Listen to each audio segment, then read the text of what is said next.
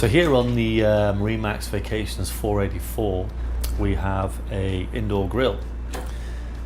Perfect for doing your eggs in the morning. Very easy to operate, and it's induction, so no gas, no LPG on the boat. Turn it on, you press the on-off button, you'll get a red light. Press the plus, and that'll give you increased heat. If you want to bring it back down, press the minus, decrease the heat. So again, on the MarineMax Vacations 484, we've got the Kenyan stovetop, and again, this is induction, no gas, no LPG. We also provide, obviously, the induction pots. You have to have the correct pots in order for this to work. And you'll notice we put these inserts as well. You simply place those on the stovetop.